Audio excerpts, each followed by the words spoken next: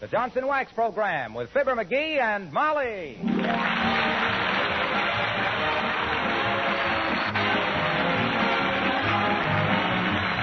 The makers of Johnson's Wax products for home and industry present Fibber McGee and Molly, written by Don Quinn and Phil Leslie, with music by the Kingsmen and Billy Mills Orchestra.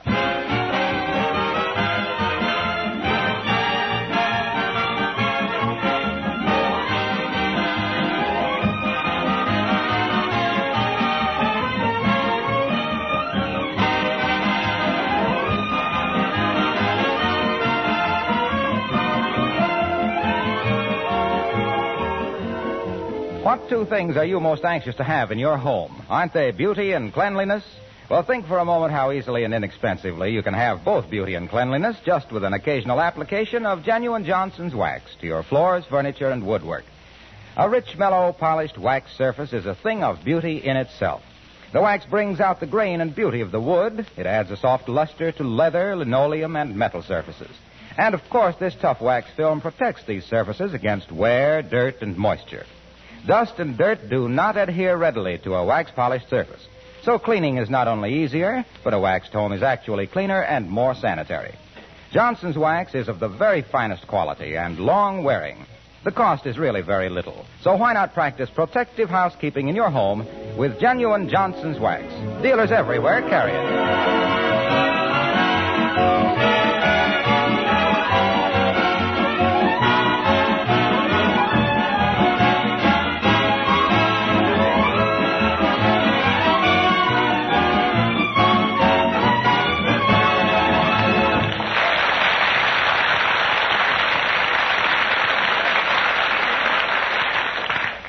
There are certain people who simply won't admit that nature does anything right. They're the kind who gild cattails, paint Whose Little Tootsie Are You on the shells of baby turtles, and clip poodle dogs to look like anemic lions. Here's one of those people now, as we meet Fibber McGee and Molly.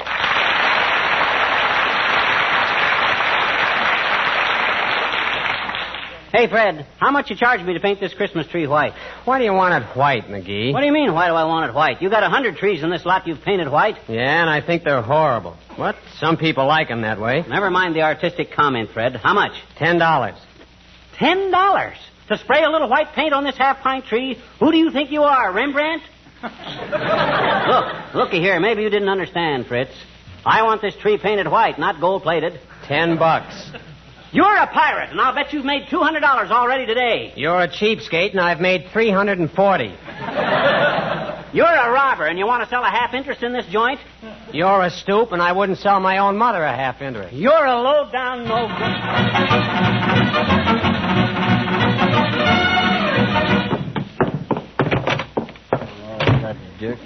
The dirty swindler. $10 to spray a little tree white. The rat. Cheating people right and left. Making $400 a day. The chiseler. I don't know whether to report him to the OPA or make him a better offer for a half interest. Low-down chiseler. What's the matter, McGee? This time. It's that guy, Fred Corrigan, that runs the Christmas tree lot at 14th and Oak. That dirty pine broker. Wanted to charge me $10 to paint our Christmas tree white. Well, that does seem a little high, dearie. But think of the work there is to it. Putting all those needles back on after the paint dries.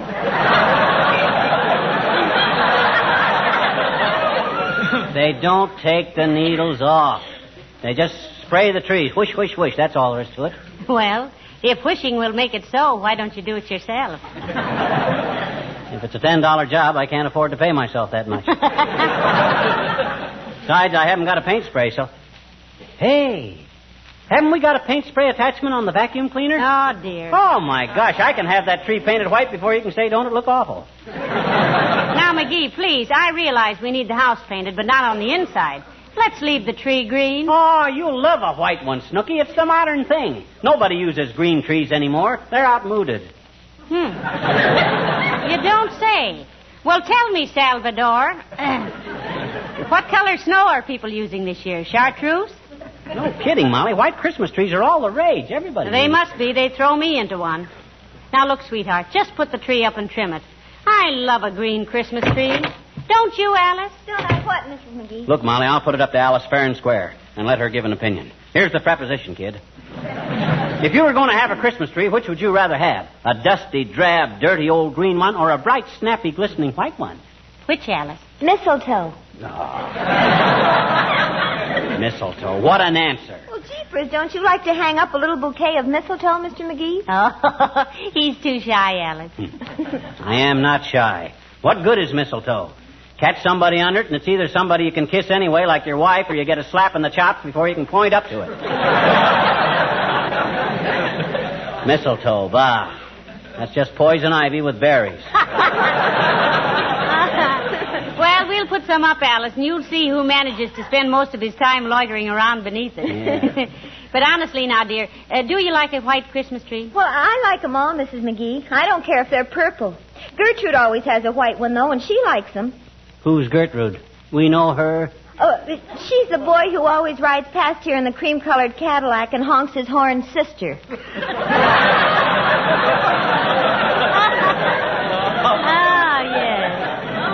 I see. Well, himself here used to go with a man who owned a Stutz Bearcat's niece.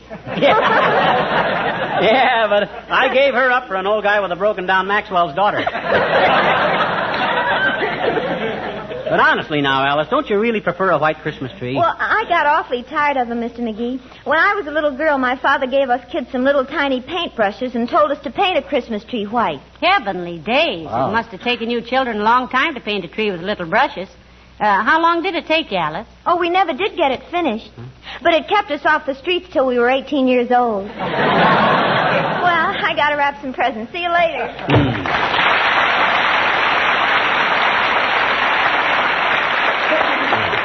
Bright kid.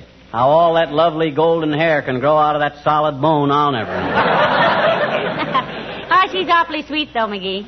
There isn't a mean thought in Alice's head. No, nor any other kind. Well, this ain't getting my tree sprayed. Where'd you leave the tree, dearie? Out in front. I can attach the vacuum cleaner cord from the porch light. Now, let me see if I get the... Come in. Oh, hello there, Dr. Gamble. Hello, Molly. And how are you today, pantry paunch? Fine, Jumbo, fine. You out spreading a little Christmas cheer, telling your patients you're going to retire? Oh. He's not going to retire for years yet, are you, Doctor? My dear, I will retire on that far distant day when I can write a personal check for $400 and not have the hired help at the Fourth National Bank burst into hysterical laughter. Why, go on, you old miser. You got that much buried under a loose brick in the fireplace right now. Trouble with you is you got more affection for $1 than my wife has for a pound of butter. And that's the love match of the year, Fatso. You have no right to say that, though, McGee. Dr. Gamble does more private charity work than anybody in town. Certainly. I'm a very noble character. When I walk down the street, flowers spring into bloom. Oh. Birds burst into song, and taxicabs honk twice before they try to kill me. Well, I got to run along now. This is my busy season, you know. I suppose the children keep you pretty busy around Christmas time, Doctor, huh? No, it's the so-called grown-ups, my dear. Huh? This is the silly season, when 200-pound men start climbing 49-cent stepladders to wire dime store angels to the tops of $3 Christmas trees and wind up in a $500 plastic hat. Penny-wise and compound fracture foolish. Don't you want to stick around and watch me trim our Christmas tree, Doc? I'm painting it white. Well, you don't have to do that, skipwit. Huh? When I put my gift for you under it, it'll turn white.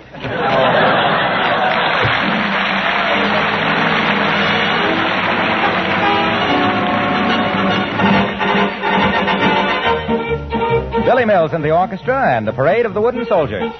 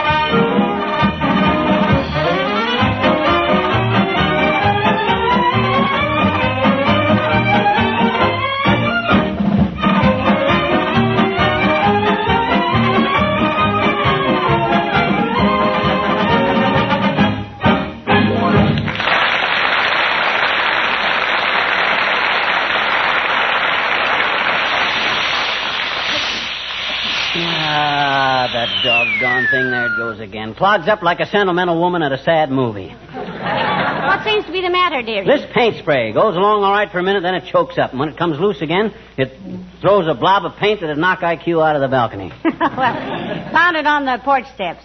And maybe that'll loosen it up. Okay, I will. There, now try it. Okay. Ah! Oh, heavenly days, McGee, you almost hit me with that. I'm sorry, kiddo. I didn't know it was loaded. Well, here we go. There, now, Dad ratted had done it again. Clogged up. Well, hurry up and get the job finished, McGee. It's colder than a lineman's lunch out here. Well, you go on in the house if you want to. I can handle this all right. No, I've got to stay out here and tell people who you are. Huh? You get a little more of that white paint on you, and they'll think you're a badly constructed snowman. Okay. Ah, that does it. Now, I'll have this tree sprayed before you can Watch say... your aim, dearie. Huh? No, you better shut it off. Here comes Mrs. Carstairs. No. Hello there, Mrs. Carstairs. Won't you come in the house and have a slug of tea? No, thank you, my dear. I'm just out walking my Pekingese and must hurry along. What Pekingese, Carsty? I don't see him. Oh, it was too cold for him to come along, Mr. McGee.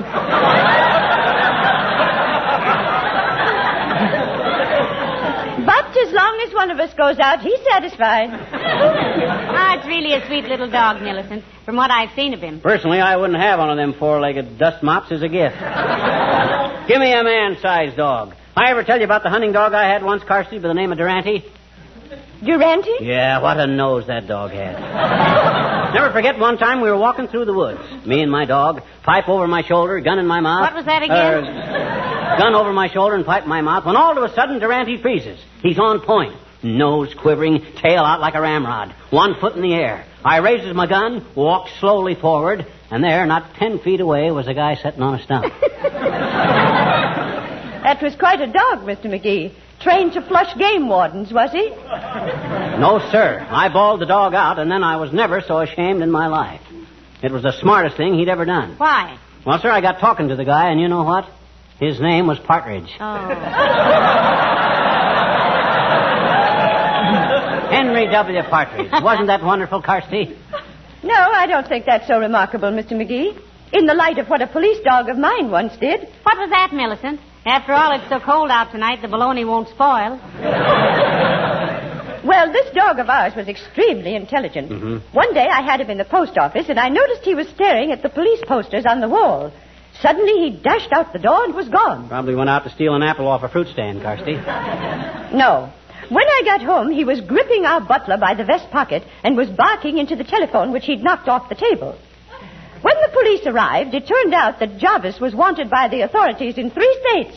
Yes, but why was your dog holding him by the vest pocket, Millicent? That was where our butler kept his fountain pen. You see, he was wanted for forgery. Well, so nice to have seen you. Good evening.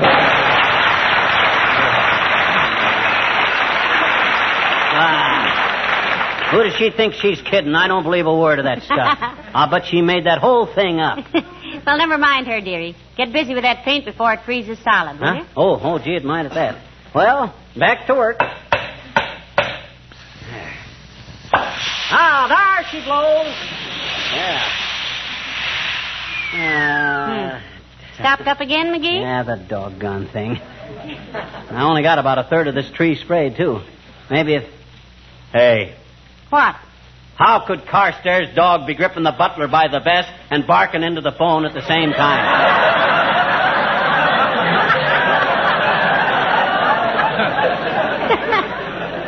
Why, she didn't say he was gripping the butler with his teeth, dearie. Huh? You know, after all, a dog as smart as that could hold him down with one hind paw, dial the police station with the other, and use his front feet to take fingerprints. Yeah, maybe, but how she... Oh, well, why should I worry? That's better yet. You're getting more paint on yourself than you are on the tree, McGee. Well, the wind keeps changing. They ought to make these paint sprays with a weather vane on them. Why, George, if... Oh, dear. In the time you've taken to get this tree a dirty gray, pet. I could have whitewashed the Kaibab National Forest with a flip gun. Well, doggone it, I don't see... Hello, folks. What's going on here? Hello, Mr. Wilcox. Hi, Junior. Pull up a front step and give yourself a three-point landing. If you want your Christmas tree painted white, Mr. Wilcox, trot home and get it. Yeah, I won't be out here very long, Junie, as soon as I adjust the nozzle on this paint. Hey, wait a spray, minute, Mac. Do you mean to stand there like a front man for painter's colic and tell me you're actually going to ruin that pretty little tree with white paint? Ruining that refugee from the forest primeval? Despoiling a magnificent evergreen? Ah, skip the dramatics, Junior. We know you memorized Evangeline in high school. And you played the heavy in the Chautauqua Company of Rebecca of Sunnybrook Farm, too, didn't you, Mr. Wilcox? The juvenile lead, if you please. I also had 3 seasons of Shakespeare. A likely story. When you play Shakespeare, son, that's when Othello needs a friend. Everyone in Omaha, I'll have you know, said I was another Barrymore. Why, when I came out in my tights and said, "Oh, what a rogue and peasant slave am I." You can say that again. Now, hush, McGee. I love Shakespeare. Go on, Mr. Wilcox. Is it not monstrous that this player here, seeing a lady forced to menial task and seeing such drudgery, would not then dispense a thing called Johnson's glow coat? Forsooth, a goodly fluid, which spread upon the scullery linoleum would thus eliminate the scrub. No rub, no bump. Just pour it on, and in 1/3 the time it takes for our glass to turn, it dry. If Shakespeare ain't in the public domain, this 2-bit Orson Welles is going to be sued for $9 million. Ah, yes, it dries, and so mirror-like it gleams. The porridge spilled, wiped off, leaves not a single spot. The labor saved, the hours gained, the beauty seen. 'Tis glow coat. Beloved by chatelaine and serving wench alike. Your nearest dealer. Hey, now wait a minute, Mr. Wilcox. Is that in Hamlet? My dear girl, it's in every hamlet, every village, every town, city, and metropolis. Every place where a housewife takes pride in the appearance of her kitchen. And if I don't get back to the office in the next 10 minutes, I'll find myself back in Chautauqua. So long, kid.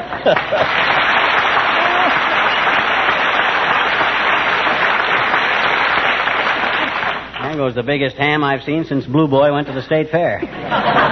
He better be careful or he'll wind up on a platter with an apple in his mouth. Now, but this ain't getting my tree sprayed. Well, hurry up. You almost got it done now. Yeah. Let's see. I get her all loosened up good. Ah, there she goes. Ah, this is the best it's been yet. Yeah. Look how white the tree is getting, Molly. There's one question I'd like to ask you, McGee. Are you sure Don't bother me now, kiddo. I'm doing too good. Hot dog. Ain't that getting beautiful? I finally got this spray gun working perfect. I know, but look, McGee, I've been wanting to ask you if... Waiter, Tootsie, waiter. I'm just about finished now. Just up there a little bit. Ah, oh, gee, I'm through. All done. And believe me, that's the whitest white Christmas tree you'll ever see. Now, won't you admit this is a mighty pretty effect, baby? Yes, if you like that sort of thing. Mm-hmm. Well, I'll go and make some hot coffee, dearie. Okay. McGee, Huh? whose Christmas tree is this on the front porch? Oh, that's the one I bought this morning that I'm going to paint white. What? Oh, my gosh, what tree did I paint? The one that's been growing there in the yard all these years.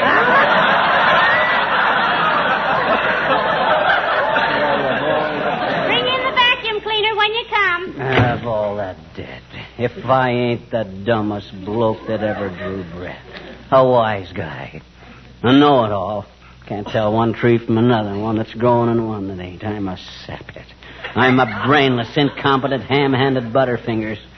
If I wasn't so stupid, I'd never let me sit here and insult myself like this. Dad's rat for dad. Hi, mister. What's the matter? I know that voice. Is that you, Teeny? Sure it is, I betcha. What you sitting there with your head in your hands for, mister? Got a headache? Want me to get you an aspirin? Want me to? No, thanks, sis. Medicine won't touch the kind of headache I got. I just busted my ego in 4 places. Gee, I'm sorry, mister. Yeah. Oh, boy. Who did that? Huh? Who did what? Who painted that tree white? Gee, is that ever beautiful? Yeah, but that ain't the one And it's growing right there in your yard. Yeah, you see, I got a little confused and I Oh, thought... Mr. McGee, you're wonderful. Huh? I am? You're the nicest man in town, I bet you. You put your Christmas tree right out in the front yard where everybody can share it with you, didn't you? Well, I didn't exactly... Gee, all the kids in the neighborhood are going to love you for this, mister. Why, I can hardly wait till you get it all lighted up. You can't, eh? Hmm? I says you can't, eh? Can't what? You can't wait till I get it all lighted up. Gee, neither can I. And you know what, mister? What? When it's growing in the ground like that, it can't wobble and fall over either. Our Christmas tree at home is always wobbly. Yeah, lots of people make that mistake, sis. They don't stop to think if they were a tree and got all lit up and then came into a warm room, they'd wobble a little too.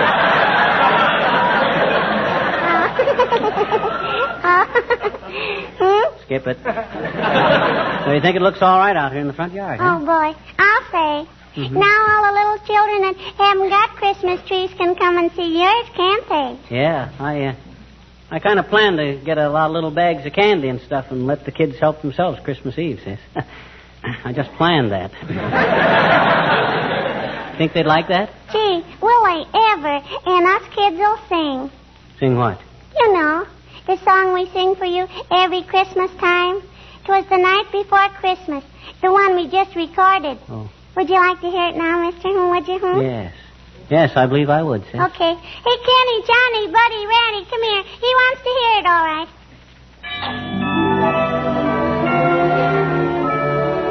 A wonderful bunch of kids going around the neighborhood with a 30-piece orchestra.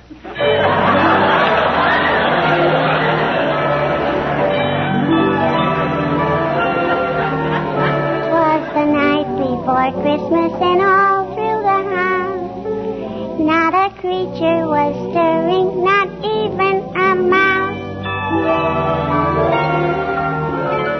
The stockings were hung by the chimney with care, in hope that St. Nicholas soon would be there.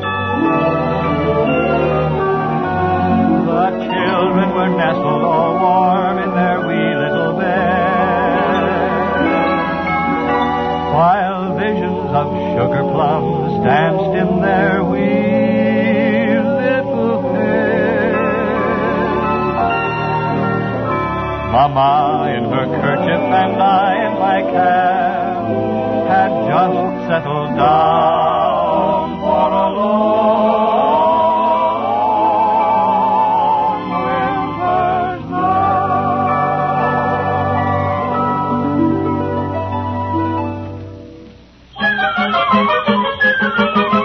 Down along there rose a clatter. I sprang from my bed to see what was the matter. Away to the window I flew like a flash, tore open the shutters, threw open the sash. Then, what to my wondering, I should appear but a miniature sleigh and a tiny reindeer. With a little old driver so lively and quick that I knew right away that it must be St. Nick. All bundled in fur from his head to his foot, old Santa was covered with ashes and soot. I drew in my head and was turning around when down the chimney he came with a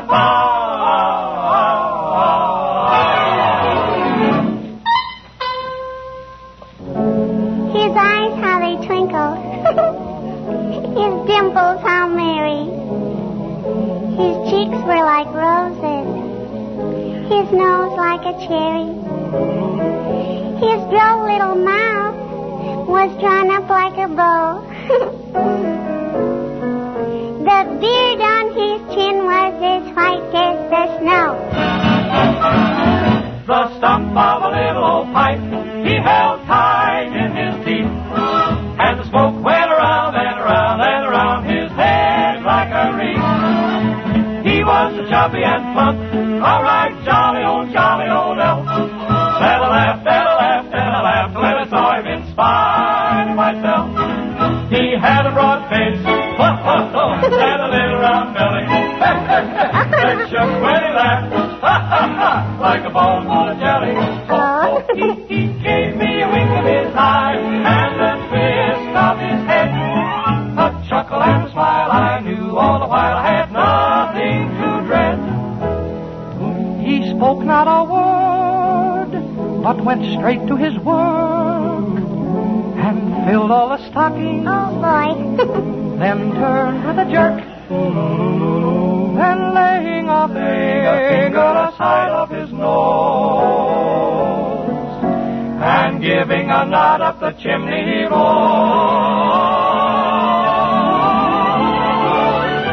sprang to his sleigh, to his team, gave a whistle, and away they all flew like the down of a thistle. But I heard him exclaim as he drove out of sight, Merry Christmas to all, and to all,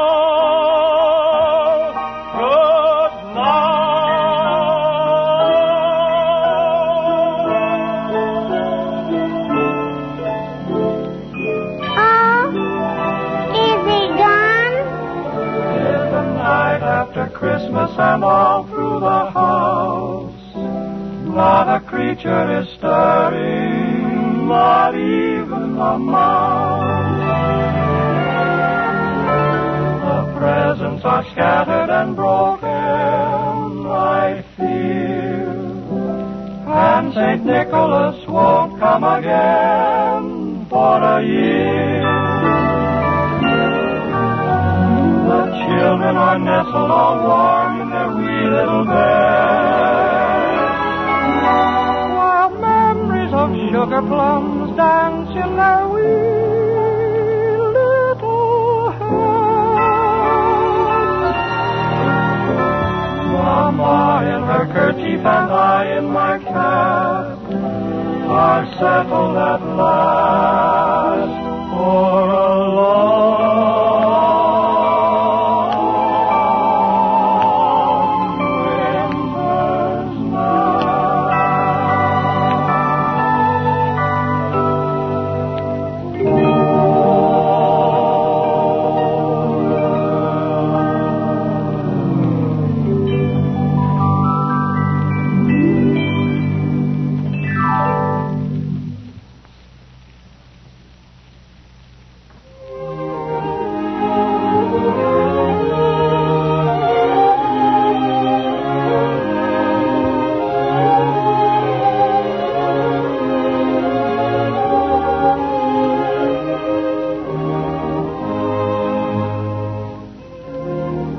This is the National Broadcasting Company.